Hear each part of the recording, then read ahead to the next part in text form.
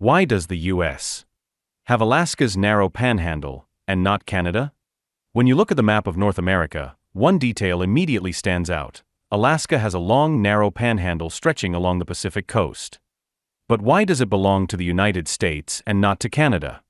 To understand this, we need to go back almost 200 years.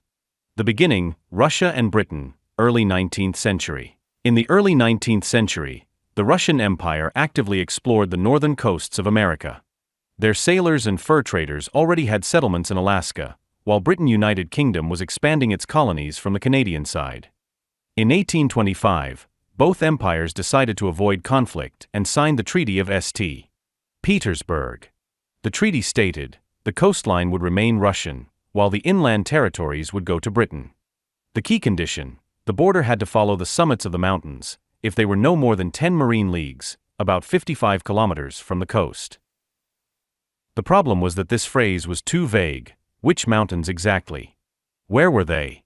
And what if there were no mountains at all? The sale of Alaska to the U.S. and a new dispute, 1867.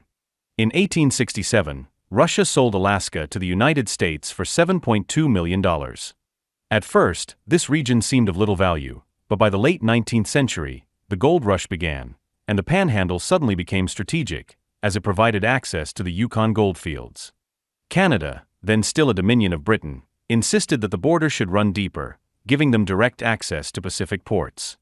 The U.S. flatly refused. International arbitration and the final border, 1903. The issue went to international arbitration in 1903. The commission had 6 members, 3 from the U.S., 2 from Canada, and 1 from Britain. And here's the twist, the British representative sided with the Americans. Why? Because at the time, Britain wanted to strengthen its alliance with the United States and was unwilling to jeopardize relations over Canadian claims. The decision favored the U.S., the Panhandle remained American, and Canada never got its access to that part of the coastline. Why is it so narrow and jagged? Because of the vague treaty wording, the border often follows mountain ridges and fjords rather than straight lines.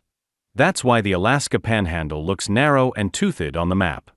What if it had become Canadian? Canada would have gained extra Pacific ports, direct access to the Yukon gold, and an easier route to northern maritime trade. But history chose a different path, and today this thin strip of land remains one of the world's strangest border anomalies.